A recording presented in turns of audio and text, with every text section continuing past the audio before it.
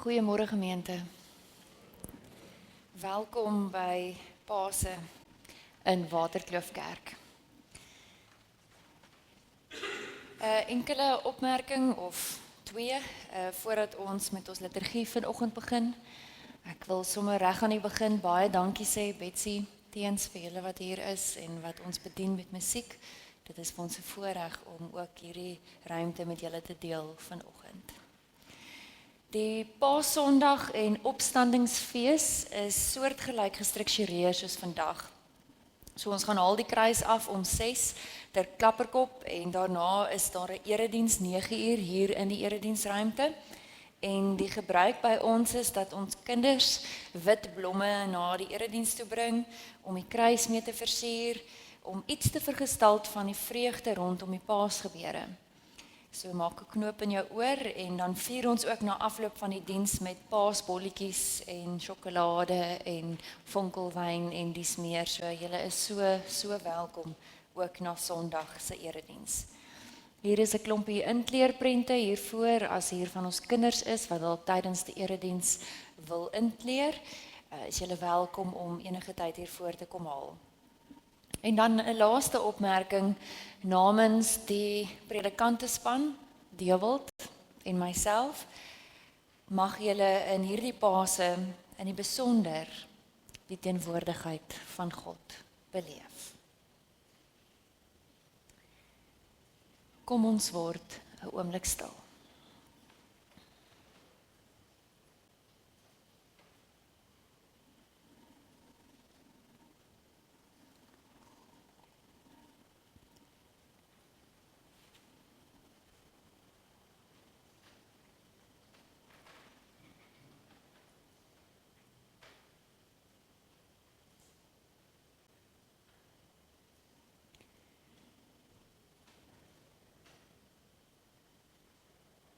Ons verwoord iets van ons fokus in hierdie erediens op Goeie Vrydag, Donker Vrydag, deur sittende hierdie lied saam te sing.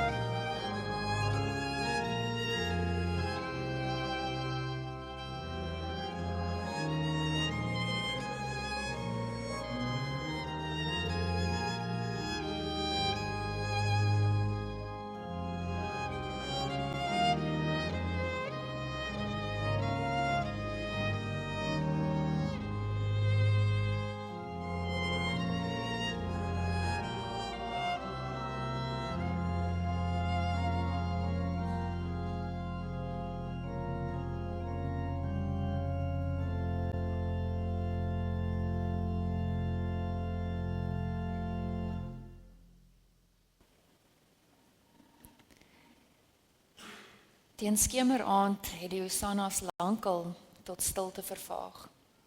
Onbewus van die heilige stad, van watter koning sy in haar midde verwelkom het. Eerens was daar 'n boom, miskien al reeds afgekap, wat bestem was om sy troon te word. Eerens was daar 'n doringstruik, bestem om sy kroon te word. Eerens was daar spykers en 'n Romeinse spies, wagtend op hul glorielyke lot. Liewe gemeente, Ons groet mekaar vanoggend in die naam van die gekruisigde Here. Genade en vrede vir julle elkeen. Amen.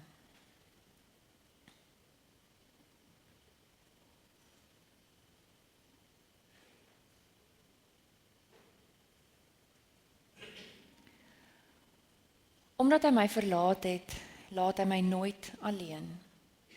Ek hoor al nagte 'n asemhyg en iets soos vroue wat sag ween. Dan staan dit in die skemer daar, die bleke aan die hoë kruis, en vul met die wete van sy smart my hele huis. Ek ken sy dors, ek ken sy angs, God het hom ook van my gewend. Ek kan sy wonde met name noem, en elke spyker is bekend. Die liefde skeur in elke hand, en deur sy voete brand die hoon. Die waan van Godheid is gedruk, ook in sy hoof as 'n doringkroon. Sy oë staar van die kruis en berg die heilige, verblou aarde deur, totdat die dood hul vul. Ek hoor uiteindelik die voorhang skeur. Dan in die donker net die gloed van dowwe woord se helder spot in enkele letters bo sy hoof. Dit is die God en seun van God. Kom ons staan en dan sing ons aanbiddingslied.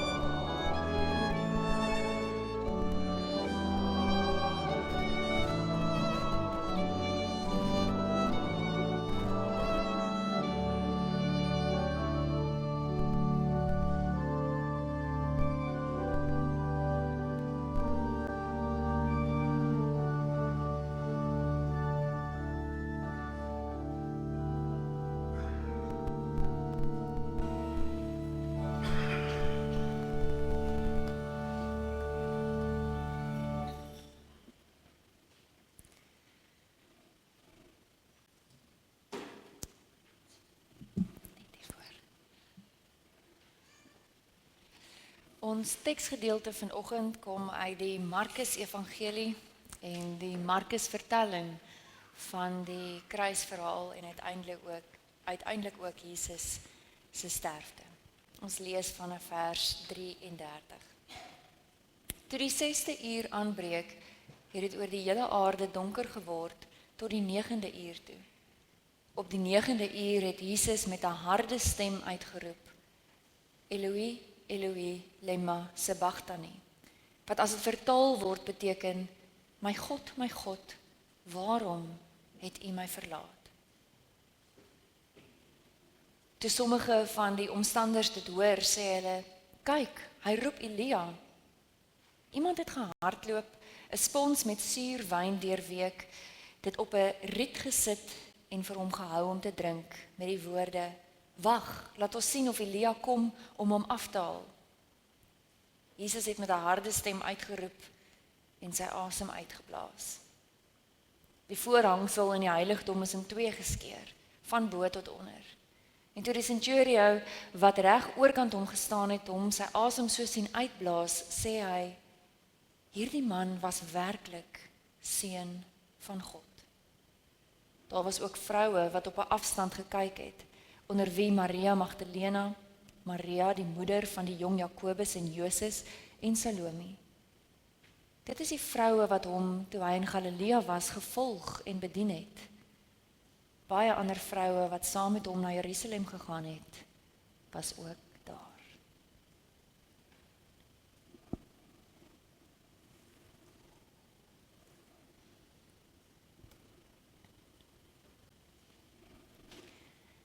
Die woorde van Jesus aan die kruis, sy laaste woorde, my God, waarom het U my verlaat?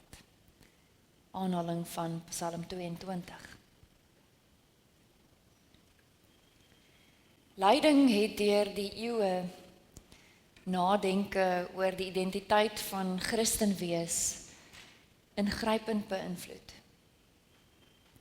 Niemand kan met 2 voete in ons wêreld staan sonder om te dink wat al die lyding vir hom of haar as 'n gelowige beteken en inhou nie.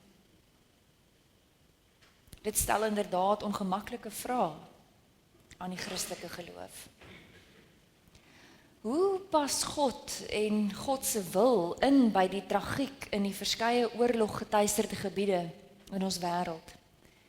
Die onmeetlike lyding wat die mens in die natuur ervaar, die brute geweld. 'n Vraag wat duidelik die diepste kante van ons bestaan raak. Waar is God dan in lyding? Diepsinnige antwoorde is al gegee, maar vir al die diepsinnige antwoorde is daar veel meer vlak reaksies. Die wat so liggies met smart omgaan, hulle wat maklik van lyding na troos kan spring, wat so goed God se wil verstaan, wat so gou van lyding as toetsing praat. Ons ken hulle taal. Jy moet net glo, dan sal jy genees word. Ons ken hulle vinnige handdruk as hulle ons langs die sterfbed van 'n geliefde moet inpraat en vir ons so gemoedelik vertel, toe maar, eendag sal jy verstaan.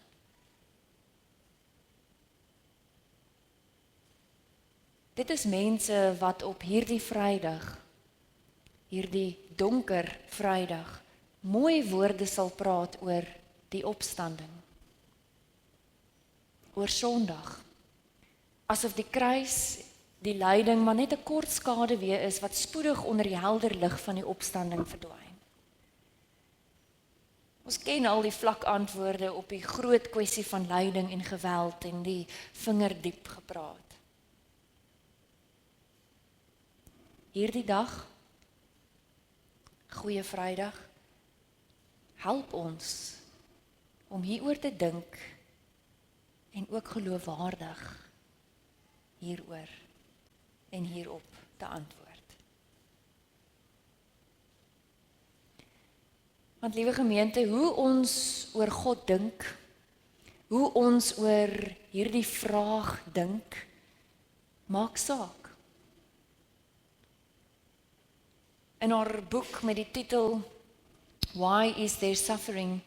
Pick your own theological expedition, skryf die teoloog Bethany Sollereder oor ons pogings om sin te maak van God en die lyding van hierdie wêreld.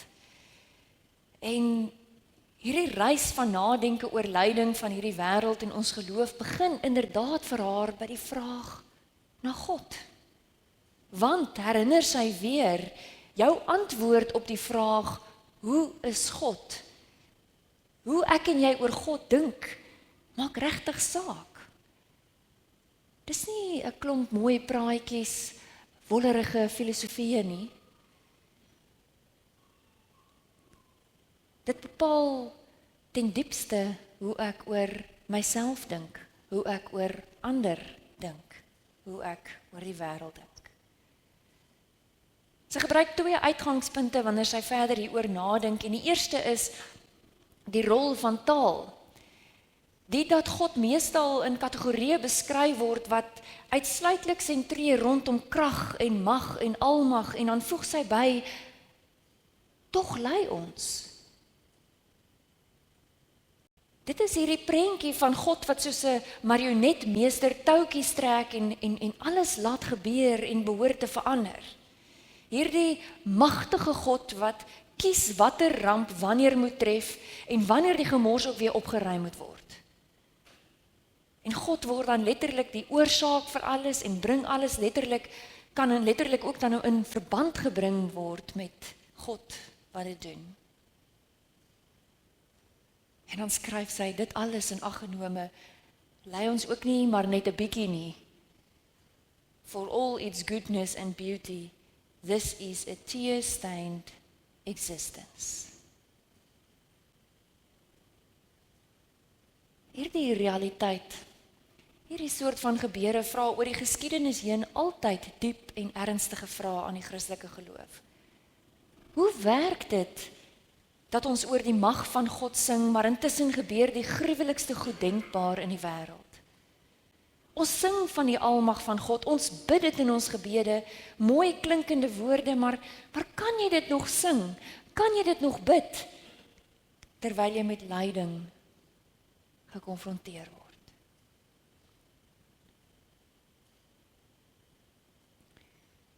'n verdere uitgangspunt wat sy neem is dat daar deur navorsing nou al duidelik geword het dat die manier waarop ons oor God dink beïnvloed hoe ons dink oor die dinge wat met ons gebeur.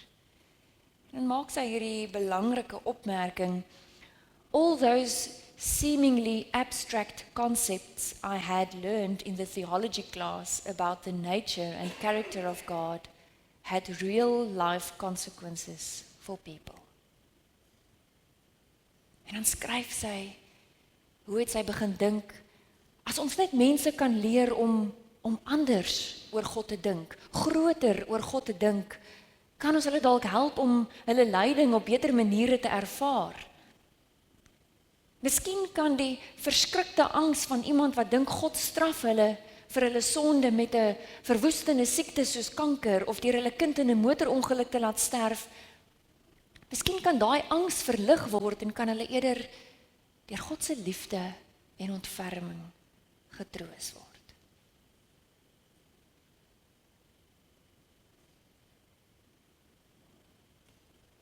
In 'n tyd waarin ons baie maklik oorweldig, magteloos, hulpeloos sou kon voel. Daar's verskeie oorloë wat woed die wêreld oor.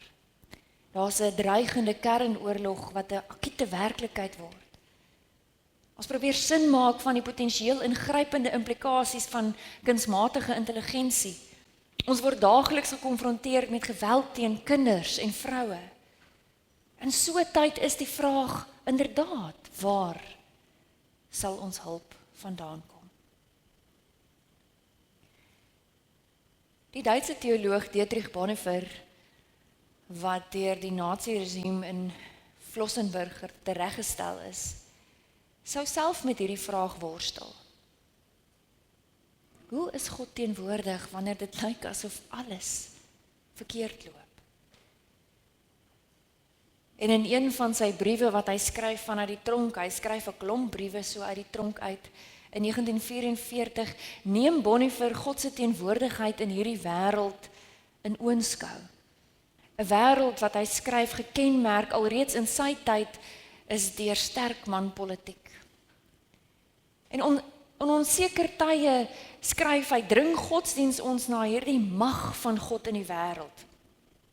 God as Deus ex machina, Met ander woorde, hierdie God wat 'n vinnige oplossing van buite af sal wees, net moet inkom en ingryp.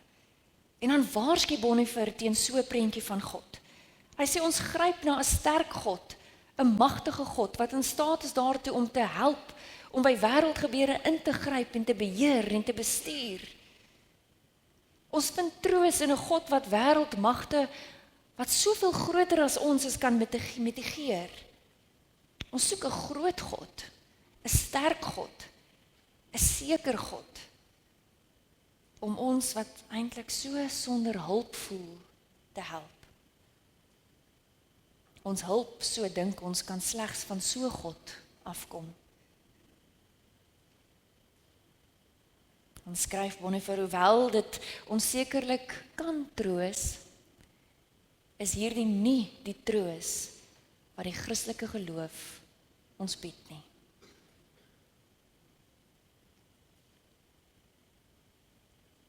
En nou het ons vanoggend 'n teks gelees van Jesus wat vir ons die gesig van God is,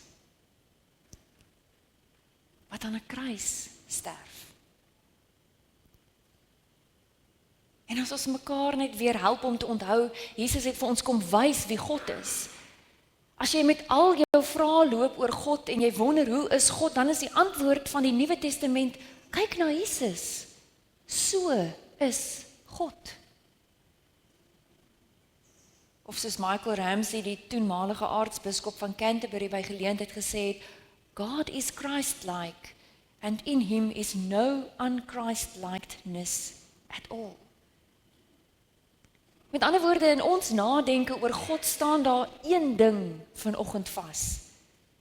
Wat ons bo alles van God kan weet, is dat God soos Christus is.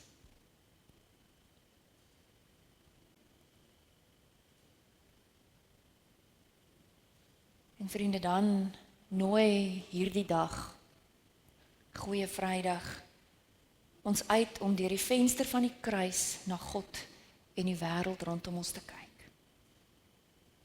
Goeie Vrydag wat hierdie korreksie van God is op hierdie God as Deus ex machina, hierdie magtige marionetmeester.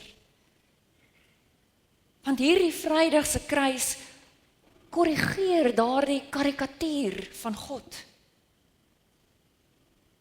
Kyk ons na ons teks en die verhaal van Jesus wat ter dood veroordeel word en uiteindelik sterf, besef ons van die lelikste forme van lyding is aan ons bekend in hierdie verhaal. Die een aan die kruis wat bitter na bo smag, hoekom het U my verlaat? Die een wat uitskree, ek het dors. En om hom die wonende massa wat hulle verlekker in sy ondergang. En uiteindelik die donkerte van sy laaste ure, die donker nag van die siel, as hy ter helle neerdaal.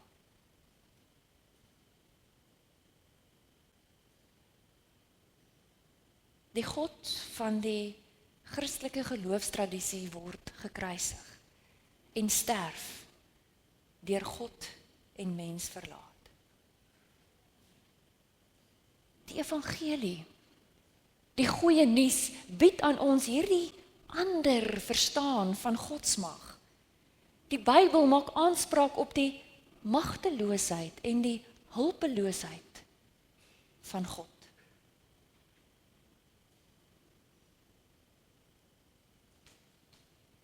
Hulpeloos. En ek dink dit is belangrik dat ons hier vir mekaar sê dat die groot raaisel van lyding word nie hier opgelos nie. Hier lê dit wat ons bely die seun van God is, dan nou self. Met ander woorde, goddelikheid waarborg niks nie. Dit skerm nie af teen die vernietiging van lyding nie. Die kruis bied nie 'n oplossing nie.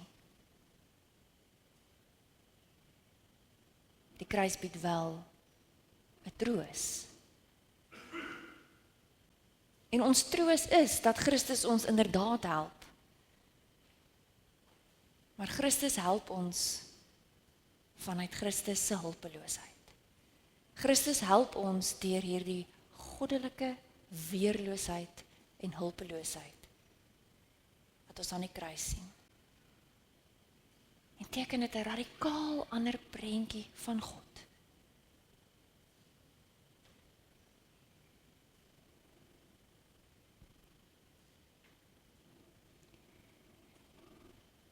Die kruis van Marc Chagall, ook bekend as die wit kruisiging.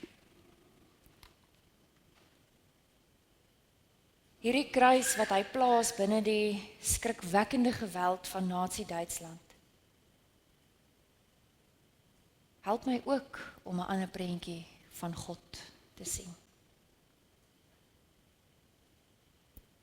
Geskei van die bedreigde dorpenaars deur slegs sy oënskynlike passiwiteit, is Chagall se Messias, hierdie Jood van die kruis, geen redder nie, maar hang self hulpeloos voor die chaotiese vuur. En terwyl die gebedssjaal die onderlyf van hierdie gekruisigde figuur omhul, maak Chagall duidelik dat die Christus en die wat rondom hom lê, gewoon een is. Jesus hang ook nie bo die wêreld nie, maar binne in 'n wêreld wat brand en ly. Dis hierdie gekruisigde wat radikaal identifiseer met die seer van mense en hierdie wêreld. En as jy mooi kyk, sien jy daar te midde van vuur en vernietiging en chaos, is daar 'n sagte, byna onaardse lig rondom die gekruisigde figuur. En hierdie is nie 'n helder Paas Sondagoggend lig nie. Dis nie 'n oorwinning wat alles uitwis nie. Ek hoop jy kan sien, dis 'n weerlose lig. Dis 'n lig wat bly skyn, al word dit omring deur duisternis. Dit sê nie alles is nou maar reg nie, maar eerder sê dit, God is hier, selfs hier.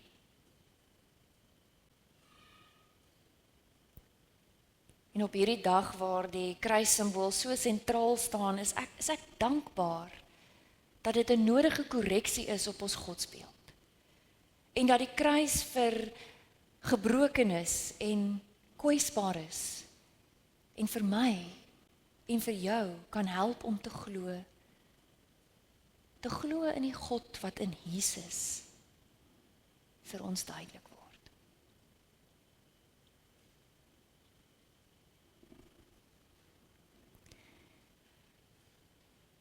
Elie Wiesel, wat as 16-jarige Auschwitz oorleef het, skryf later aangrypend daaroor in 'n boek met die titel Night.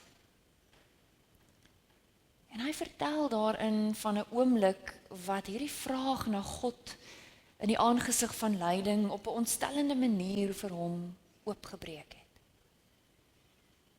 Ek lees vir jou die gedeelte uit sy boek in Afrikaans vertaal. Hy skryf: Eendag toe ons van die werk af terugkom in hierdie kamp, het ons 3 galge in die bymekaar kompleks sien opreis, soos 3 swart kraaie. Bywoningskontrole, SS soldate oral rondom ons, masjiengewere gerig, die gewone seremonie. 3 slagoffers in kettings, en een van hulle, die klein dienaar, die engelseentjie met die hartseer oë. Die 3 slagoffers het saam op die stoele geklim. Waar is God? Waar is hy? Het iemand agter my gevra. Op 'n teken van die kampbevelvoerder is die 3 stoele omgegooi. Doodse stiltyd oor die kamp gehang. Op die horison het die son ondergegaan. Toe het die verbymars begin. Die 2 volwassenes was reeds dood. Hulle tonge het geswel en blouerig gehang. Maar die 3de tou het nog beweeg. Omdat hy so lig was, het die kind nog geleef. Vir meer as 'n halfuur het hy daar gebly, tussen lewe en dood, stadig sterwend, in pyn voor ons oë. En ons moes hom reg in die gesig kyk. En vertel Wiesel, hy het nog geleef toe ek by hom verbygestap het. Sy tong was nog rooi, sy oë nog nie dof nie. Agter my het ek dieselfde man weer hoor vra, waar is God nou? En ek het 'n stem binne in my hoor antwoord, waar is hy? Hier is hy. Hy hang hier, aan hierdie galg.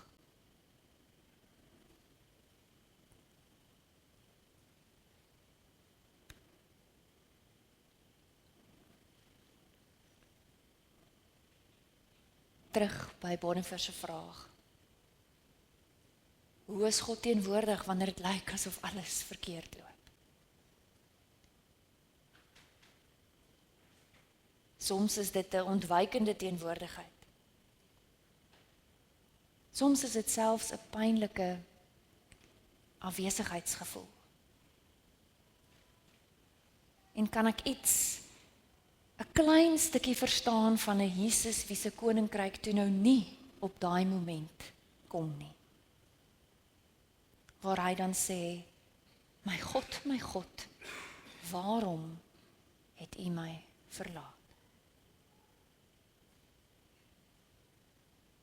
Waar daar net eenvoudig tye in 'n mens se lewe is waar jy net nie weet hoe jy nou moet dink oor God se teenwoordigheid nie. Dan is daar ook 'n tyd in jou hulpeloosheid wat juis hierdie kruis weer daai geborgenheid kan terugbring.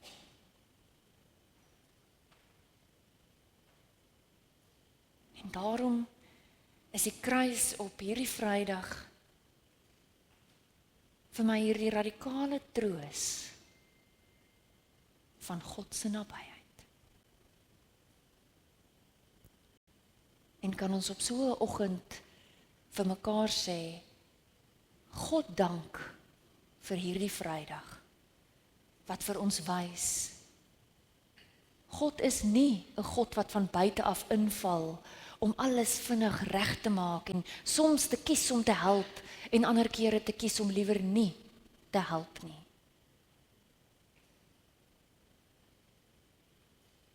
Want wanneer die vraag opklink, soos in die donker van die geskiedenis, waar is God nou? Dan is die antwoord nie 'n verduideliking nie, maar 'n teenwoordigheid. God is nie bo lyding nie, maar daarin. Nie die een wat ontsnap nie, maar die een wat hulpeloos hang. Maak iets daarvan in hierdie oomblikke, in hierdie erediens, wanneer jy na hierdie stuk musiek luister.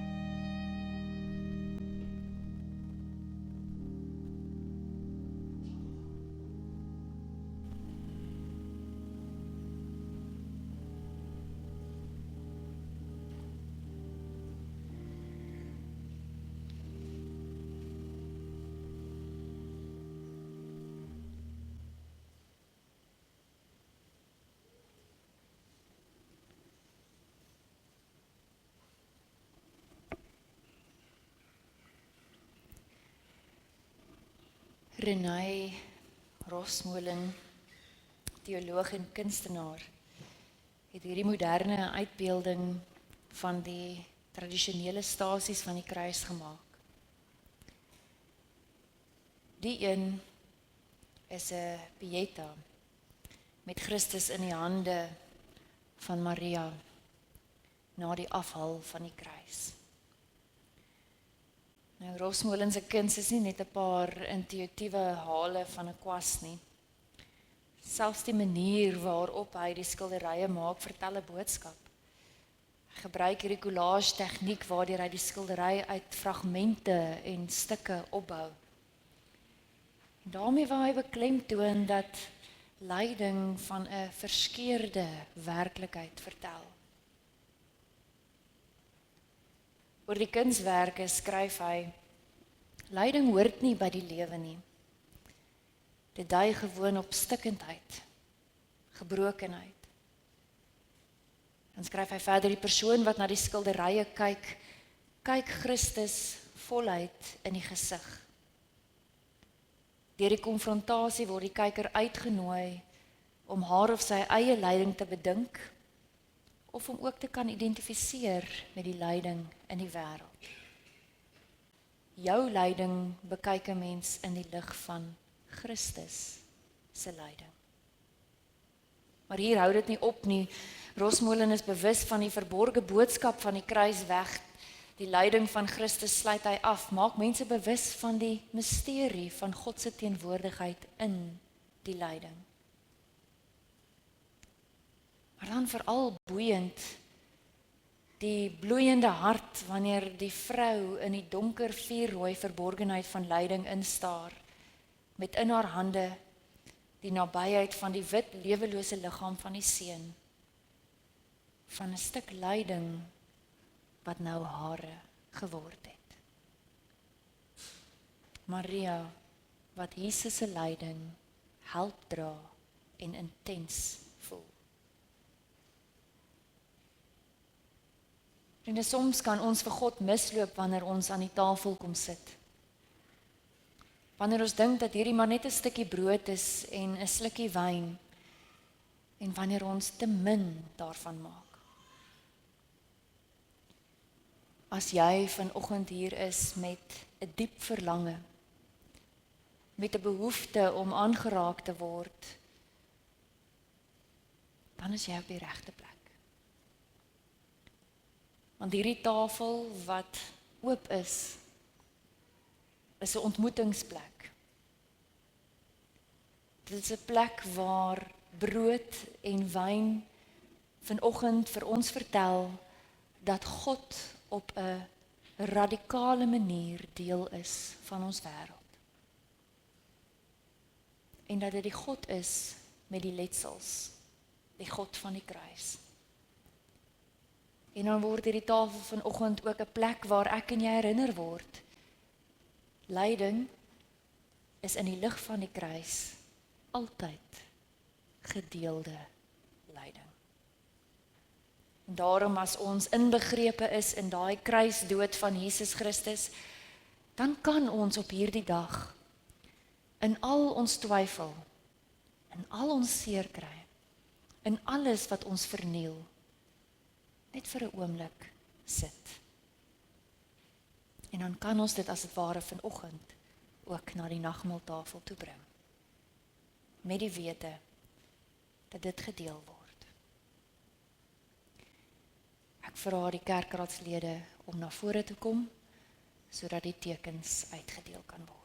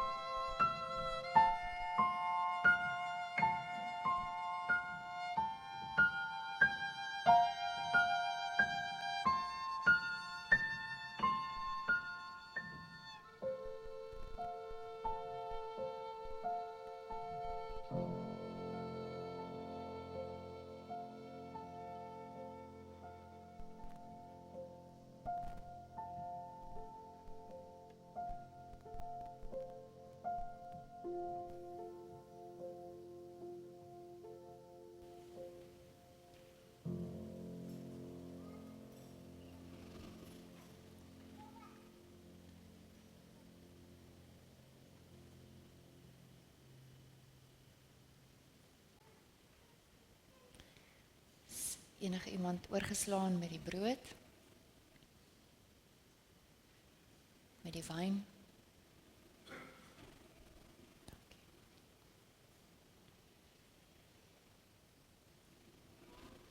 Hierdie Vrydag van Pasen is nie 'n dag van baie praat nie. Het is nie 'n dag van lang preke nie en is nie 'n dag van oes en aas oor die lyding van Jesus nie. Dit is 'n dag as ons vir 'n oomblik gaan sit in die pyn waarin daar heling kan begin. Wanneer die tekens vanoggend ingestel word, gaan ons iets beleef van ons ingesluit wees in die kreet van Jesus oor die pyn van menswees en hierdie skepping. Kom ons bid saam.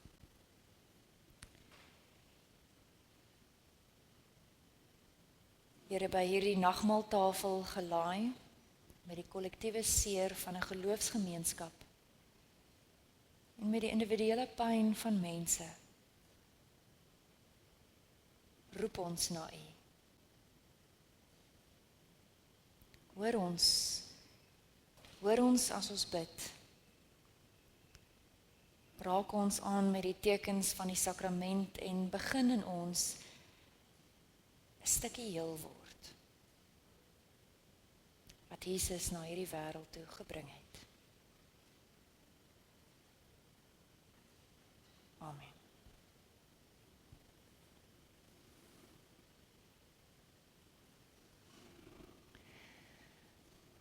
Gemeente, die brood wat ons breek, is die gemeenskap met ons Here Jesus Christus. Die een wat sy lewe gegee het vir ons om 'n ander prentjie van God te kry, vir ons om heel te word. Neem dit, eet dit en dink daaraan.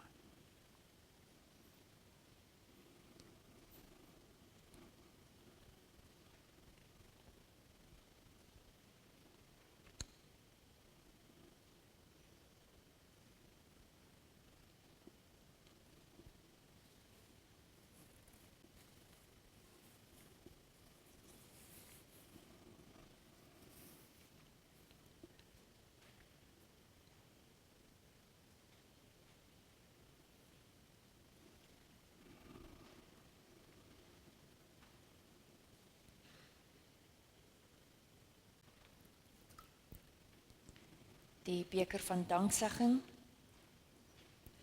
is die gemeenskap met die Here Jesus Christus. Neem dit, drink dit en glo dat hy die een is wat gekom het om jou lewe heel te maak.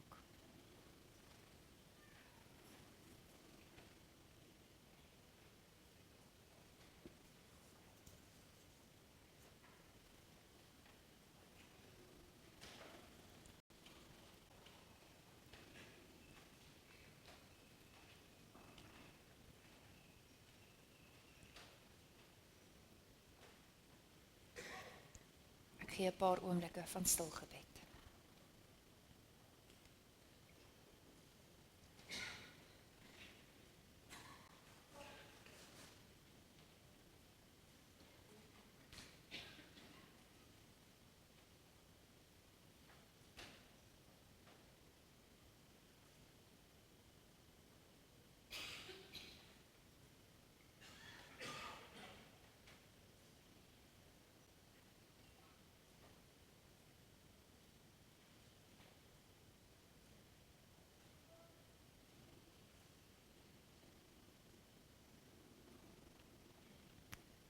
Ons laaste lied is 'n gebed.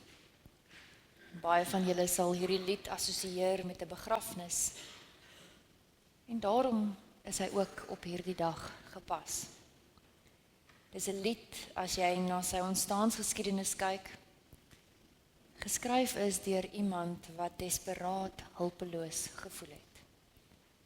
Kom ons gebruik hierdie woorde om iets te verwoord van wat ons aan hierdie nagmaaltafel ervaar.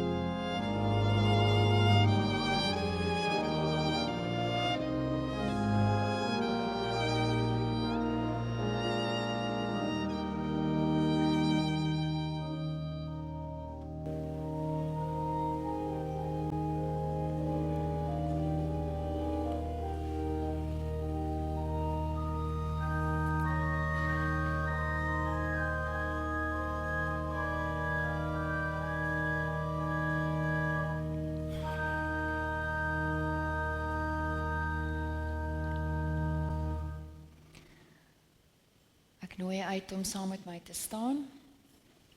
En dan bely ons geloof hardop deur 'n uittreksel uit Wilhelm Jordaan se blydenis van geloof. Ek glo in hierdie Vader, die God wat liefde is en ons na hierdie aard gevorm het tot vlees uit stof en dit gevul het met sy gees, sodat ons uit gewone mense saad mense na sy beeld kan maak, om hierin onsself te wees, om lief te hê sonder vrees. Ek glo in hierdie Vader, wat hom geopenbaar het in sy Seun, die mens wat tussen ons kom woon het, as die waarheid teen die leuen. Sien dan die mens, die geheim van my gesig.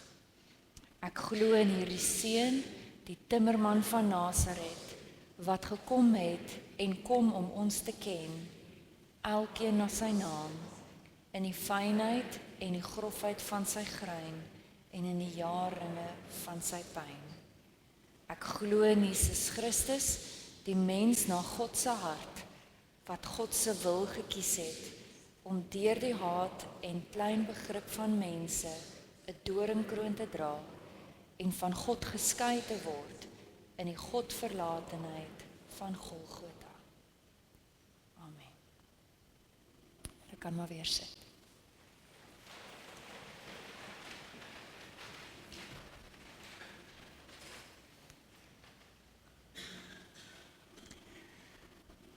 Ons gaan in stilte deur die ritueel gaan, waar al 7 die lydenskerse uitgedoof word, wat saamhang met die kruiswoorde. Hiervandaan is daar net stilte, ook nie 'n uitspraak van die seun nie, net stilte. Reg deur stil Saterdag, en die stilte word eers verbreek weer met die Paasfeesklokke op Sondagoggend.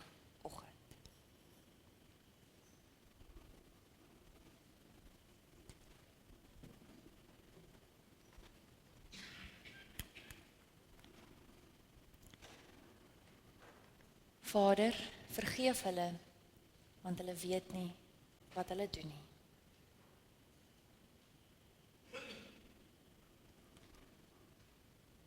verseker jou, vandag sal jy saam met my in die paradys wees.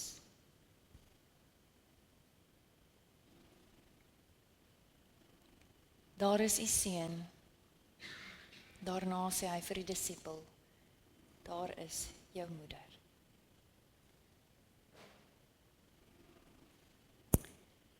Eloi, Eloi, lema sabachthani. Dit is my God, waarom het U my verlaat?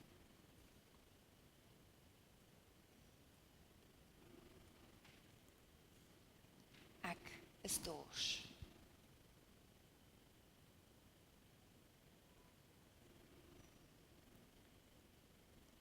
Dit is volbring.